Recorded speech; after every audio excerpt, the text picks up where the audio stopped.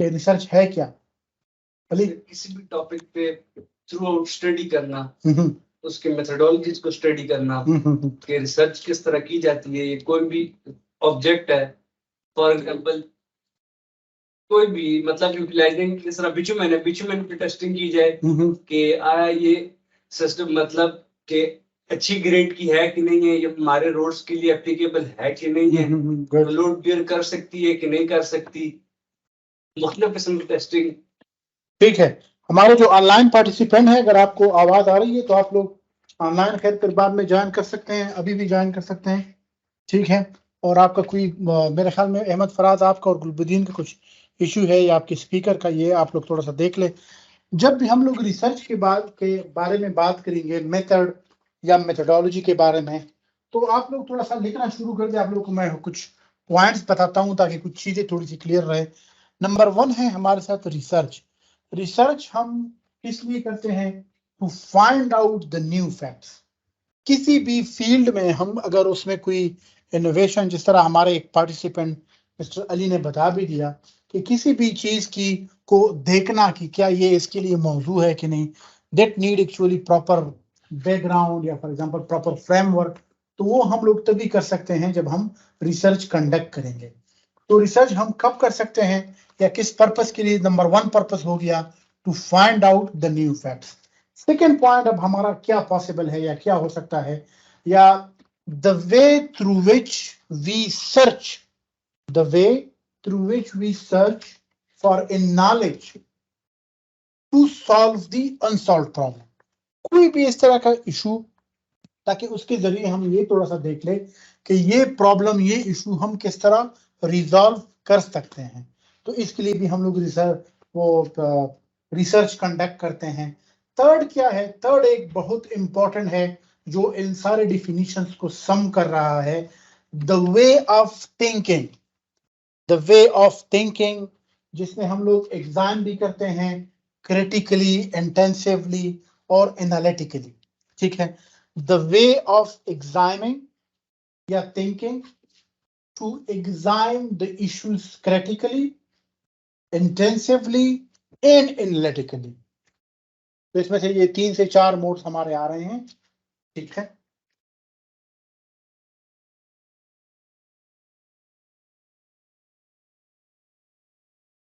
तो ये हमारा हो गया रिसर्च। अब हम बात कर रहे हैं मेथड के बारे में या मेथोडोलॉजी के बारे में। क्या मेथड और मेथोडोलॉजी एक ही चीज है? बिल्कुल नहीं। मेथड एक अलग चीज है, मेथोडोलॉजी एक अलग चीज है। अच्छा, मेथड हम किसको कहते हैं या मेथोडोलॉजी किसको कहते हैं? यहाँ पे अभी आप लोगों का थोड़ा सा क्लियर हो जाएगा। वो तरीका, the way through which we solve या provide a solution to the problem. अब ये देखो, रिसर्च में, रिसर्च जो है it is highlighting the issue, और मेथड या मेथोडोलॉजी जो है is a way to provide the solution. वो जो मीडियम है जिसके जरिए हम सॉल्यूशन दे रहे हैं, दैट इज कॉल्ड मेथोडोलॉजी, ठीक है। फॉर एग्जांपल, अगर if you think that you are feeling hot या फीवर है आपको, तो फीवर जो है वो एक इशू हो गया। अब उसको देखने के लिए, क्रॉस वेरीफाई करने के लिए हम लोग घर के अंदर तो अपना हाथ थमा देते हैं किसी दूसरे आदमी को कि थोड़ा सा देख लें, लेकिन अगर आप डॉक्टर के पास जाएंगे, he will check it through thermometer. तो वो थर्मामीटर जो है वो टूल है जिसके जरिए आपका रिसर्च, आपका वो एक एनालाइज कर लेता है कि आपका इशू है कि आपका इशू नहीं है। तो मतलब ये है कि मेथड या मेथोडोलॉजी वो टूल है जिसके जरिए हम किसी भी प्रॉब्लम को सॉल्व करते हैं, ठीक है। मेथड और मेथोडोलॉजी के बारे में हम लोग बाद में बात करेंगे। फिलहाल आपके लिए 2 कंसेप्ट है, एक है रिसर्च का और एक है रिसर्च मेथोडोलॉजी का। तो जब हम दोनों को मर्ज कर देते हैं तो इससे फिर क्या बनता है? अब हम कोशिश कर रहे हैं कि दोनों को अली अब मर्ज कर लें, ठीक है ना। Research can lead to contribute to the existing knowledge. एक रिसर्च के जरिए ये हमें लेके जाएगा कि कितनी कंट्रीब्यूशन हुई है, कितना काम इस फील्ड पे हुआ है, किसी भी फील्ड पे। और फिर हमें बताएगा क्या, इसका सेकंड फेज कहां पे है, the systematic approach in order to establish facts and reach out to the new conclusion. A systematic approach in order to establish facts and to reach out to the new conclusion. अच्छा गनफार sir, आपने और शाहजेब खान ने थोड़ा सा late join कर लिया। देख लीजिए आप लोग के जो क्लास का स्केड्यूल हो आप लोग कोशिश करें। अच्छा मेरा 12:30 का मतलब 12:25 या 12:26 होता है। 12:30 का मेरा बिल्कुल पाकिस्तानी ट्रेंड नहीं है कि 12:30 का मतलब 12:45 है। देखो मतलब मुझे इससे फर्क नहीं पड़ता कि आप लोग आ गए हैं कि नहीं, लेकिन अगर आप लोगों ने आना है, मतलब ऑनलाइन आना है, सेशन ज्वाइन करना है, तो कोशिश कर लो कि 5 से 10 मिनट पहले आप लोग आ जाइए, ताकि फिर आप लोग चीजों को आप लोग कॉप करते जाइए। अब एक दफा फिर से मैं रिवाइज कर रहा हूँ, जिन 2 स्टूडेंट ने अभी लेटली ज्वाइन कर लिया। अली थोड़ा सा लाउडली बताइए, व्हाट इज रिसर्च, क्या लिख लिया आपने? Find out the new facts. Very good, number 1 point हो गया रिसर्च में, find out the new facts. Second point क्या है? The way through which we research, the way through which we search, we find out to resolve the problem. Very good. Second इसका definition ये है सिर्फ research का, वो तरीका जिसके जरिए हम कोशिश करते हैं कि इसका सोल्यूशन निकल आए। The way through which we are trying या टेंड्स टू अचीव या provide the solution of the unsolved problem. और मेथड या मेथोडोलॉजी आप इसको इस तरह आसान अल्फाज में आप लोग समझ ले, जब भी हम लोग for example for example if you are feeling kind of a shivering, अगर आपको शिवरिंग हो रही है तो हम लोग क्या कहते हैं कि आप देख ले शायद आपका बीपी का लेवल या आपका शुगर का लेवल शायद वो शूट हुआ है या फिर उसमें फ्लक्चुएशन आई। तो वो टूल जिसके जरिए हम बीपी को, शुगर को, फीवर को, XYZ चीजों को, वो टूल को मेथड कहते हैं, मेथडोलॉजी कहते हैं। तो जब हम इन दोनों को एक साथ ले आते हैं, रिसर्च और मेथडोलॉजी को, तो इसका फिर डिफिनेशन क्या बन जाता है कि research can lead to continue to the existing research. अच्छा अब यहां पे आप एक चीज समझ ले, जब भी आप एज अ रिसर्चर किसी भी चीज में आप इनसाइड इन होंगे, फॉर एग्जांपल अगर आपने किसी एक आम आदमी को थर्मामीटर थमा दिया कि आप इस पे बुखार देख ले, and he never done it, क्या वो कर पाएगा? बिल्कुल नहीं। ठीक है, अभी फर्स्ट ऑफ ऑल रिसर्च के जरिए इसके 2 पार्ट्स हैं, देख लो। जब हम दोनों को कंबाइन करते हैं, फर्स्ट फेज में हम continue to learn the existing knowledge. Existing जो रिसर्च हुई है वो आपने सीख ली। अभी हम वी आर लीडिंग या shifting towards the second stage. Second stage हमारा क्या है? मेथडोलॉजी का। तो मेथडोलॉजी में हम लोग क्या करते हैं? The systematic approach, the channelized approach, the bounded approach, the step wise approach in order to establish facts and reach to the new conclusion. ठीक है ना? अब फॉर एग्जांपल अभी आप लोगों को मैं एक एग्जांपल देता हूं।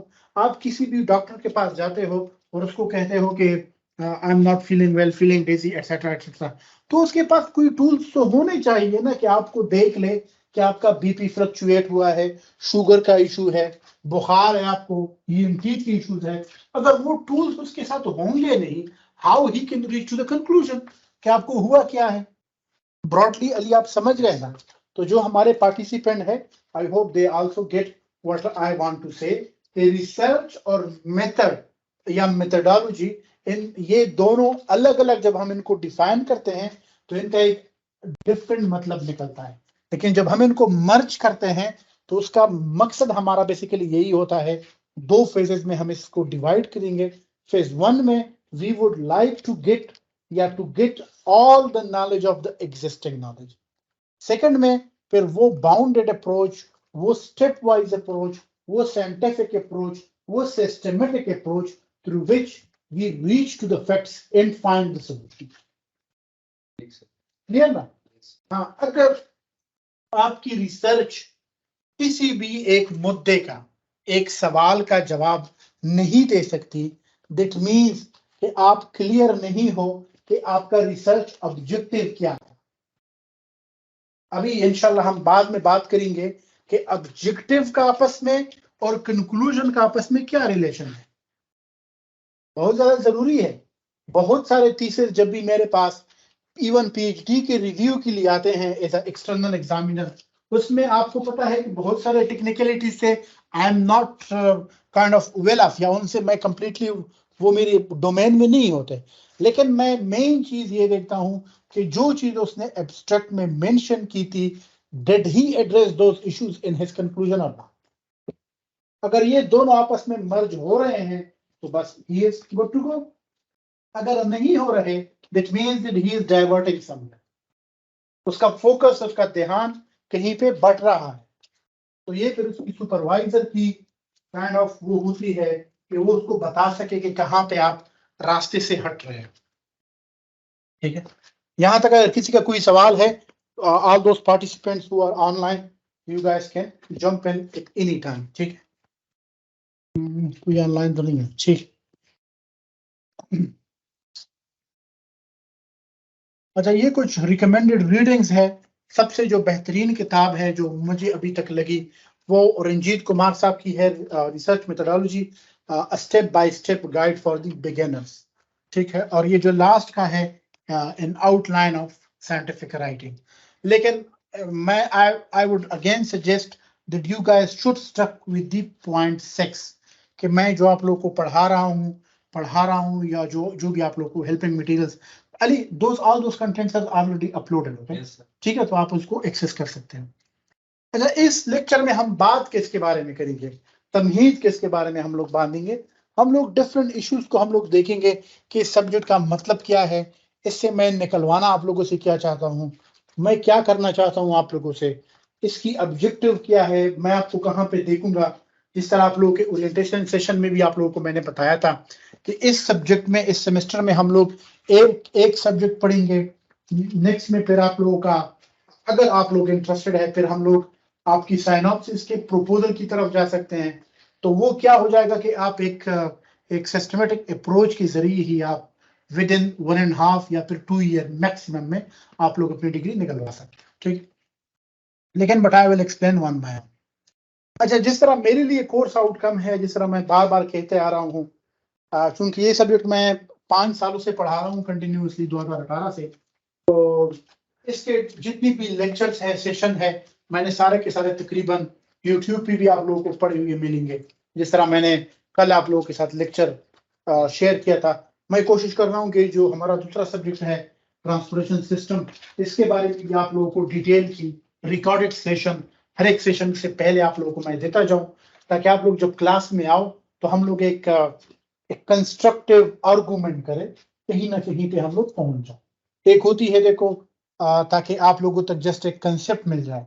दूसरा ये कि फिर आप लोग उसी कंसेप्ट से सीख के थोड़ा सा कुछ अपनी क्रिएटिविटी या अपना क्रिएटिव माइंड यूज करके आप अपनी तरफ से एक फीडबैक आप लोग दे सकें। तो इससे बेसिकली मतलब ही यही है कि मिड टर्म में एटलीस्ट आई वुड लाइक, अच्छा मिड टर्म में आप लोग का एग्जाम नहीं होगा यहाँ पे, ये मैंने किस तरह आप लोगों को मैं वो इवोल्यूएट करूंगा इस सब्जेक्ट में। इसकी इवोल्यूएशन इस तरह होगी कि कुछ असाइनमेंट और प्रेजेंटेशन होंगे, जो कि रिसर्च मेथोडोलॉजी का एक बहुत ज्यादा एक इम्पोर्टेंट एलिमेंट होना चाहिए, क्योंकि आप लोगों ने आगे फिर प्रेजेंट भी करना है। किस तरह कंटेंट होना चाहिए, किस तरह, what are the dos and don'ts, simple as that. उसके बाद फिर आप लोगों को जब इंशाल्लाह भी विद इन अ वीक या 2 में जब आपको ऑफिशियल इंस्टीट्यूशनल ईमेल मिल जाए, आई वुड लाइक टू सी कि हर एक पार्टिसिपेंट का रिसर्च गेट और एकेडेमिया पे अकाउंट, यहां से आपको मिलेगा क्या, आपको फ्री के फ्री भी आपको हर एक चीज मिलेगी। ठीक है, जिस तरह फॉर एग्जांपल यहाँ पे आप लोगों को जस्ट पे तो थ्रू कॉस्ट आपको मेंबरशिप नहीं, फ्री भी आपको मिलती है। हाँ हाँ, फ्री, मेरे तो सब पे फ्री अकाउंट है। ठीक है ना, अभी जस्ट आप लोगों के सामने मैं एक डेमो प्रेजेंट करना चाहता हूँ।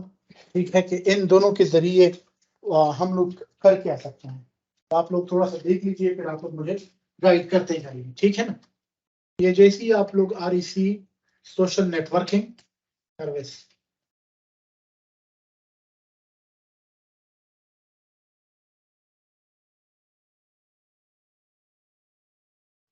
बैठना मेरे किस्मत में नहीं आया। अच्छा, ये रिसर्च गेट है, ठीक है, ये आप लोगों को अगर दिखाई दे रहा है तो यहाँ पे ये मुख्तलिफ लॉगिन्स के ऑप्शंस आते हैं, ठीक है। और तो हम लोग यहाँ पे करेंगे कि join for free, join for free पर जैसे ही आप क्लिक करोगे यहाँ पे एकेडमिक और स्टूडेंट्स आ रहे हैं, तो आपने यहाँ पे क्लिक करना है। अभी आपसे वो इंस्टीट्यूशन डिपार्टमेंट वगैरह वगैरह मांगेगा, तो इसके जरिए फिर आप लोग फौरन ये सारे स्टेप्स जो है ये आप इनसे करवा सकते हैं, ठीक है। यहाँ पे फिर आपका जो इंस्टीट्यूशनल ईमेल है वो आप दे सकते हो। यहाँ पे फिर आपका लास्ट में पासवर्ड आ जाएगा और ये एग्री टू द कमांड आ जाएगा, ठीक है।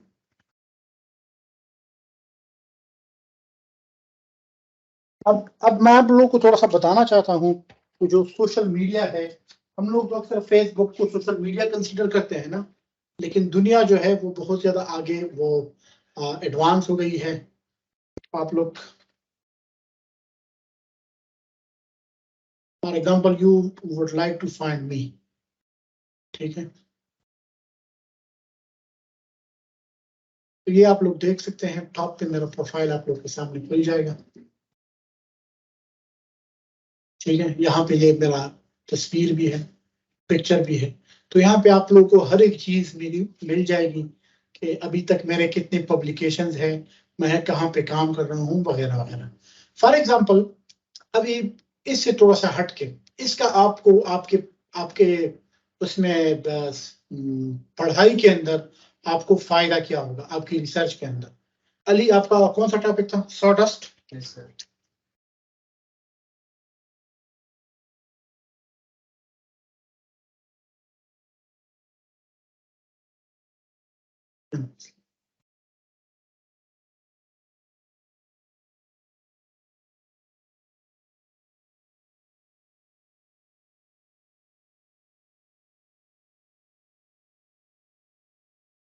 फॉर एग्जाम्पल एक स्टूडेंट है, ही इज इंटरेस्टेड कि उसको थोड़ा सा आइडिया हो जाए सा डस्ट के बारे में या इस एक स्पेसिफिक टॉपिक के बारे में, ठीक है।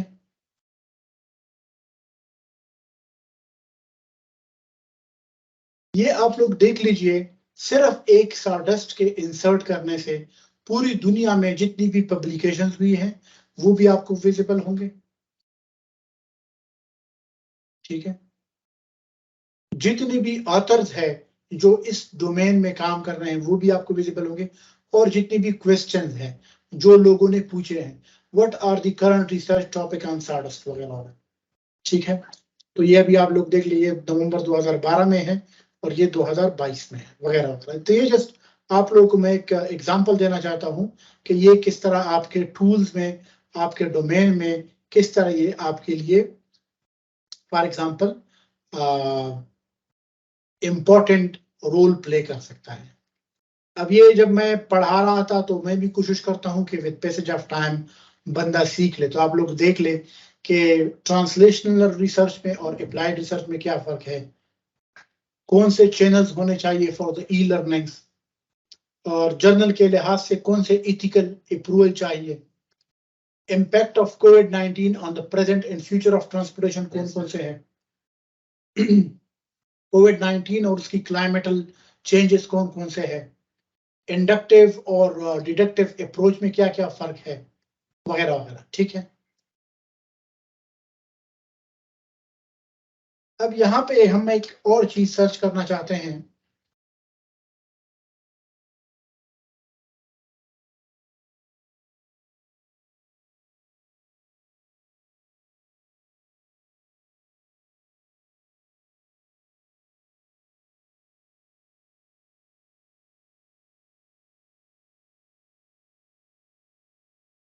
ईमेल समझ आ गए, फर्क भी नहीं।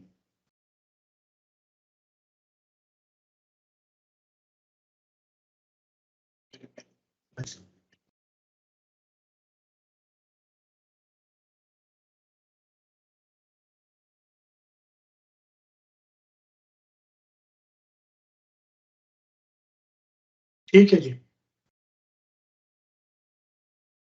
तो ये आप लोगों को इसका ये बहुत ज्यादा फायदा होगा।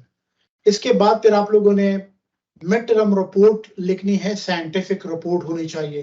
अब साइंटिफिक रिपोर्ट हम लोग किसको कहते हैं, किस तरह होनी चाहिए, वो इंशाल्लाह आप लोग इस सेमेस्टर में सीखोगे। असल में मसला क्या हुआ कि पाकिस्तान में आप लोगों ने बैचलर की थीसिस के दौरान साइंटिफिक रिपोर्टिंग की थी, लेकिन आप लोगों ने वो टास्क किया था ग्रुप के अंदर, जहां पे बंदे का थोड़ा सा वो अंडरस्टैंडिंग मैच्योरिटी लेवल भी कम होता है, और उसके साथ साथ उस अंदाज में पढ़ाया नहीं जाता मेरे ख्याल में पाकिस्तान के बैचलर के इंस्टीट्यूशन के दौरान, ताकि स्टूडेंट वो ग्रो कर सके इन टर्म्स ऑफ R&D में। आप लोगों को मैं एक असाइनमेंट भी आज दूंगा कि कौन कौन से काजेज है जिसकी वजह से R&D पाकिस्तान में डिक्लाइन हो गई। रिसर्च एंड डेवलपमेंट,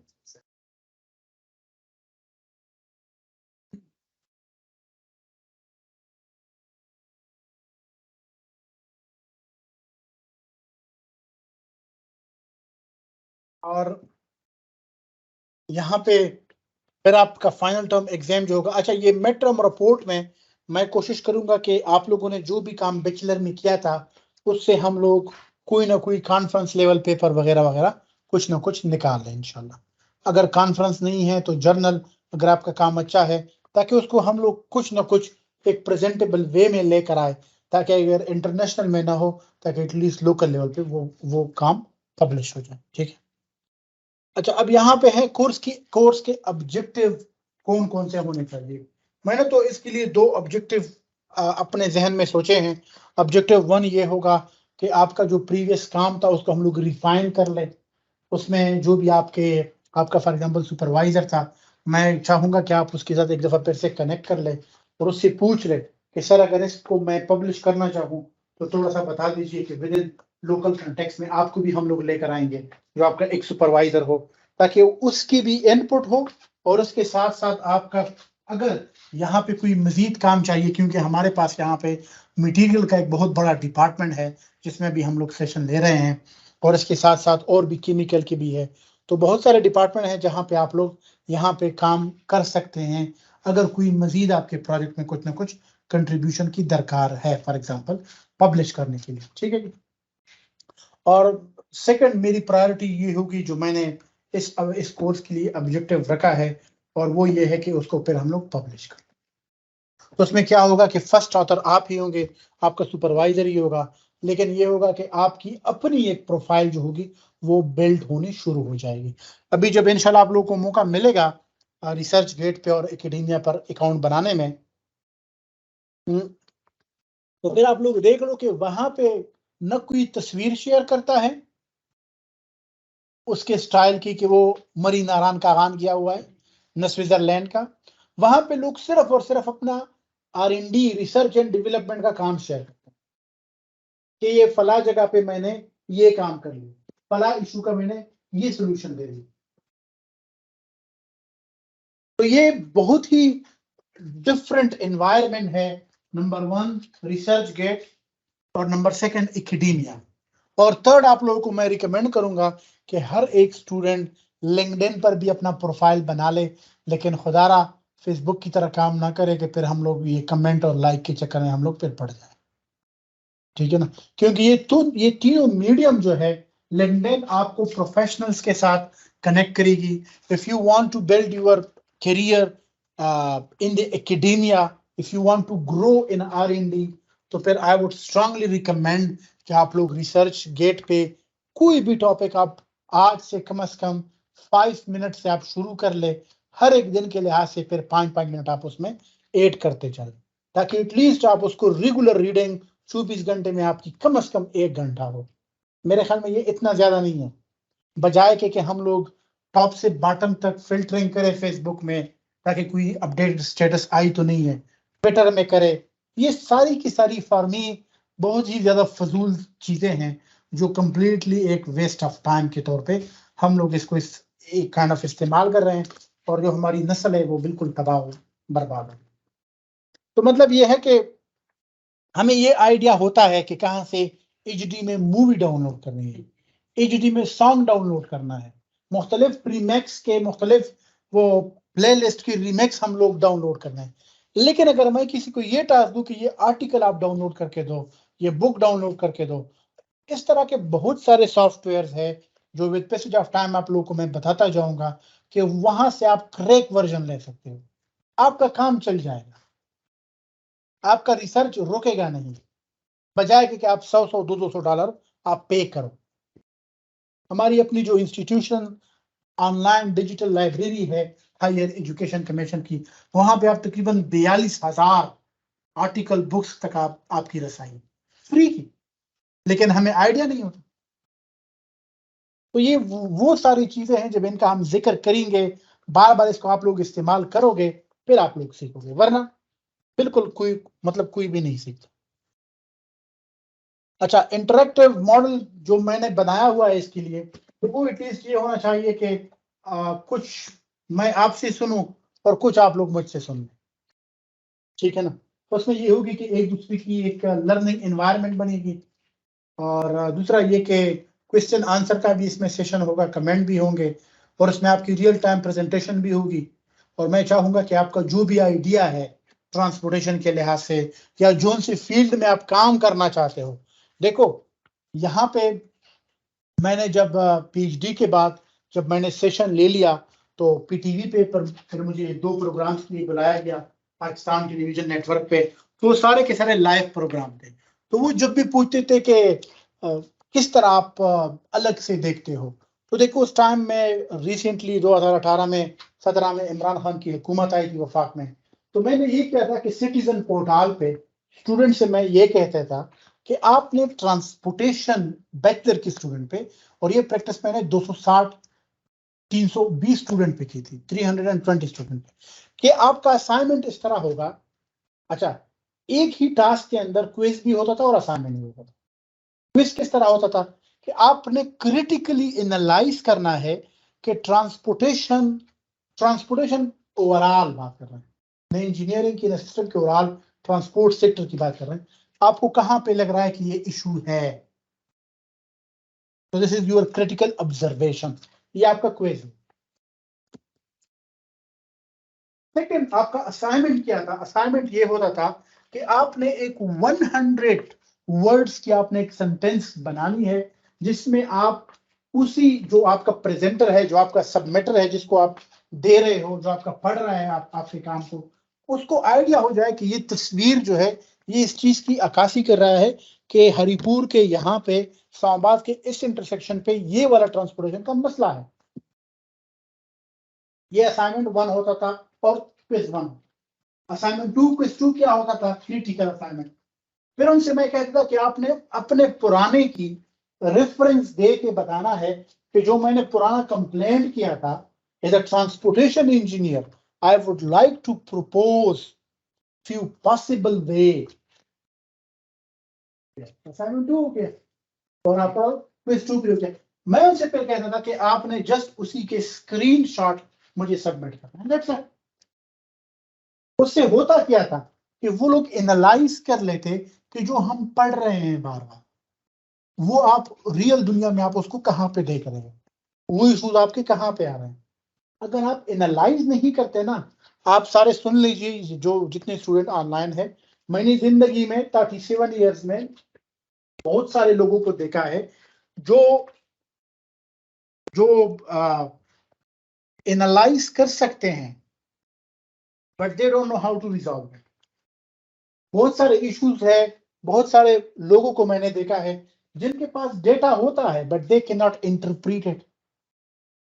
बहुत सारे लोगों को मैंने देखा है जो हर वक्त क्रिटिकल माइंडसेट से, लेकिन उनको मैं क्रिटिसिज्म वाले कैटेगरी में डालूंगा, जो सिर्फ और सिर्फ तनकीद करते रहो बार बार बार बार, ये हो रहा है, वो हो रहा है, ये, और यार I don't care, I can not resolve each and everything.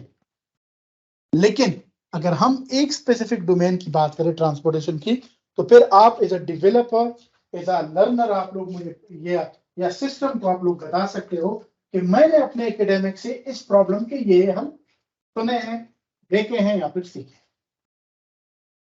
अरे क्लियर हो गया ना? तो ये हमारा लर्निंग मॉडल है।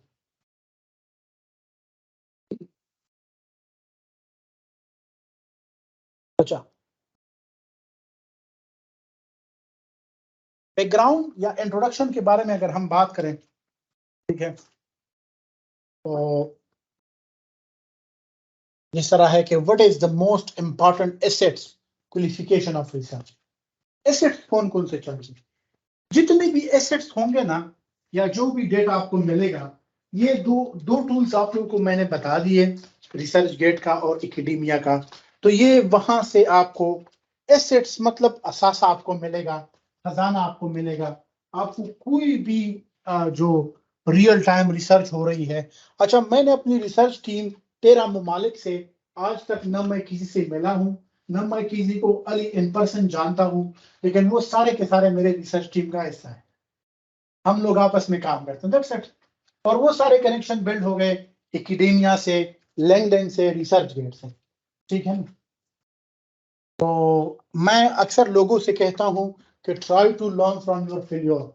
मेरा जो पहला आर्टिकल था वो तकरीबन 4 से 5 दफा मतलब रिजेक्ट हुआ था, बट दैट डजंट मीन कि आई शुड स्टॉप वर्क, या such type of element should never put you or tend you that आप डिस्करेज फील करो और आप कुछ काम नहीं करो। तो ये तो किसी चीज का सोल्यूशन नहीं है ना। आपने अपनी हिम्मत नहीं हारनी, आपने काम करना है। सेकंड है कि हम सबसे पहले क्या कर लें, पहले तो आप थोड़ा सा ये आप क्लियर कर ले कि आपने रिसर्च के अंदर या जो आपका या जिस टॉपिक पे आप काम करना चाहते हो, आप उसको किस अंदाज में देगा। हमें सबसे पहले what do you do first, सबसे पहले हमें क्या करना है, क्या देखना है, किस तरह उसमें देखना है, अपने आप को उसके अंदर किस तरह फिट करना है। या अगर हम एक चीज पे काम शुरू करें, देखो बहुत सारे लोगों को ना मसाइल का पता होता है, लेकिन मसाइल के हल जो होते हैं, जिसको हम लोग मेथडोलॉजी या मेथड कहते हैं, या वेज ऑफ प्रपोजिंग, हम इसको इस अंदाज में रिजॉल्व कर सकते हैं, तो वो उनके पास नहीं होते। नेक्स्ट है हमारे पास के how do we measure it. हम हर एक प्रोजेक्ट का एक ऑब्जेक्टिव होना चाहिए, एक एम होना चाहिए। अगर आपके ऑब्जेक्टिव का कोई भी एम नहीं है, दैट मींस कि आप एक गलत डायरेक्शन में जा रहे हो, तो आपको अपनी डायरेक्शन फिर ठीक करनी चाहिए। अच्छा, रिसर्च मेथोडोलॉजी ही क्यों, why R&D is playing a vital role in the country development. अगर आपके पास R&D है, रिसर्च एंड डेवलपमेंट है, आपके जितने भी फॉर एग्जांपल कंटेंजियस डिजीजेस है, ये लिमिटेड उसमें होंगे, प्रोपोर्शन में होंगे, बल्कि ये आप लोग मुझे बता दीजिए कि R&D की इंपॉर्टेंस क्यों है। अगर आपकी R&D नहीं होगी, सिंपल एज दैट, आपकी कंप्लीटली टेक्नोलॉजी जो होगी वो इंपोर्ट बेस्ड होगी, आप दूसरे लोगों से चीजें लेकर आओगे, खुद आप कुछ बनाओगे नहीं, आपकी कंप्लीटली डिपेंडेंसी रहेगी दूसरे ममालिक पे, आपके मुल्क में जो इन्फ्लेशन होगी वो एक्सट्रीम तक पहुंचेगी। For me inflation is a very simple word, जहां पे सिर्फ गरीब लुटता है, the rest rich don't care. क्योंकि अब अगर टमाटर 300 के हो रहे हैं तो उसकी तो शॉर्ट सी फैमिली है, तो फिर 300 ना वो 500 की भी हो जाए, ही डैम केयर, ठीक है ना। और अगर आपकी जो प्राइसेस कंट्रोल आप चाहते हो किसी भी चीज की, pharmacy, pharmaceutical device, mechanical equipment, machinery और रॉ मटेरियल, प्रोसेसिंग, केमिकल्स की वगैरह वगैरह की, अगर आपकी R&D है, प्रॉपर है, चीजें आपकी कन्वे हो रही है, मार्केट जो है वो प्रॉपरली रेगुलरली बेस पे एनहांस हो रहा है, चीजें जो है वो आपकी मिल रही है रीजनेबल कॉस्ट, रीजनेबल उसमें, तो फिर क्या है कि आप जो है वो करंट ईरा में आप है, और आपकी जो आपका जो सिस्टम है इट इज कंप्लीटली फंक्शनल। अब हम आ रहे हैं अपने वेरी फर्स्ट स्लाइड की तरफ, और ये हमारा लास्ट स्लाइड भी होगा कि रिसर्च बेसिकली है क्या, ठीक है क्या, मतलब करना क्यों चाहते हैं, ठीक है। तो जिस तरह यहाँ पे स्लाइड में मैंने 2 से 3 अल्फाज हल्के से मेंशन किए हैं कि it is a search for knowledge, that is to find out the new facts. अब नॉलेज क्या है, व्हाट इज नॉलेज, बताओ बोली। वो कहते हैं ना कि हर एक सवाल में जवाब है, हर एक जवाब में सवाल। हाँ, नॉलेज क्या है, व्हाट इज नॉलेज, या नॉलेज आता कहाँ से है? पढ़ने से। नॉलेज जो है वो usually comes from different books, conferences, papers, articles, sources, mediums वगैरह वगैरह, वहां से आता है। अच्छा, मैं एक चीज शेयर कर लूंगा इंशाल्लाह आज या कल ग्रुप में।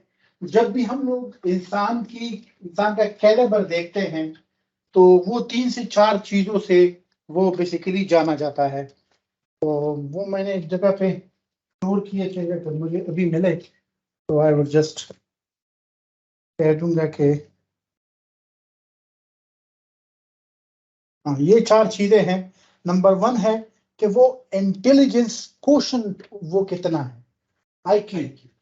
उसके बाद फिर है EQ, इमोशनल क्वोशंट, और फिर 3rd नंबर पे है सोशल क्वोशंट, और फिर 4th नंबर पे है कि वो एडवर्सिटी क्वोशंट उसमें कितना है, EQ, IQ, EQ, SQ और AQ।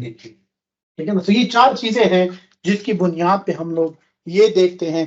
अच्छा, IQ ये मैं बिल्कुल नहीं कह था कि this is completely God created है। With passage of time you can build your own IQ. There is different ways for that, but if you are interested, ठीक है। नेक्स्ट है हमारे साथ, यहां पे हमने एक वर्ड का जिक्र किया है, to find out new facts. कौन से हकायक? वो हकायक जिसके जरिए जो आप किसी भी हाइपोथेसिस से, किसी भी मेथड से, किसी भी एक्सपेरिमेंट से आप उनको निकाल लें, मॉडलिंग से, सिमुलेशन से, कंट्रोल बेस्ड एनवायरनमेंट से। जब हम साइंस की बात करेंगे, फाइंड्स आउट न्यू फैक्ट्स की बात करेंगे, there is no place for a khayali pulao, estimation की, मेरे अंदाजे के मुताबिक कोई अंदाजा मदद नहीं। फैक्ट्स एंड फिगर बताओ, यहाँ पे ये हुआ इसका मतलब ये, यहाँ पे ये हुआ इसका मतलब 101 टेम्परेचर है, you are still kind of a fighting for your life। 104 आपने क्रॉस कर दिया, you are about to lose your। yes। मैं ये नहीं कहता कि कोई अगर 107 तक पहुंच जाए तो थर्मामीटर पे पड़ जाए, क्योंकि मैंने कभी देखा नहीं, क्योंकि मैंने कभी एक्सपेरिमेंट किया नहीं। तो ये चीजें जो होंगी मफरूजों का साइंस में, जिस तरह हम लोग उर्दू में कहते हैं ना ख्याली पलाव, मफरूजों की कोई जगह नहीं होती रिसर्च में। For the find out new facts, इसके लिए आपको रिसर्च, हाइपोथेसिस, कंट्रोल एनवायरनमेंट में काम करना होगा। आपने देखना होगा, जिसको हम लोग उर्दू में कहते हैं तजस्सुस, वो वाली आप में एक क्वालिटी होनी चाहिए। अच्छा, और यहाँ पे एक सेकंड सेंटेंस में है कि a research can lead to contribution to the existing knowledge. जिस तरह हमने पहले सीखा था कि एक तो आपको एग्जिस्टिंग सिचुएशन नॉलेज देती है, उसके बाद फिर आपको लीड करती है for the unsolved problem situation. अब यहाँ पे है कि contribution is the intrinsic characteristic of research. तो इंट्रिंसिक का क्या मतलब है, जिसको हम लोग बुनियादी कहते हैं, एसेंशियल कहते हैं, कीज वगैरह, ठीक है।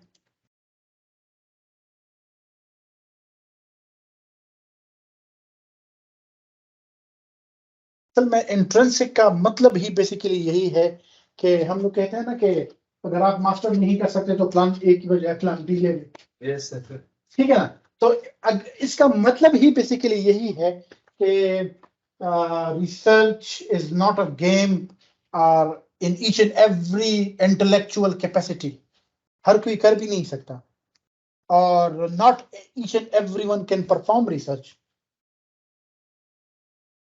और लेकिन ये है कि अगर आपकी वो कंटिन्यूअस हार्ड लर्निंग वगैरह वगैरह ये सारी चीजें होती है तो देन इट्स पॉसिबल। अच्छा, this was the last slide. अगर कोई सवाल है आप लोगों का तो आप लोग पूछ सकते हैं।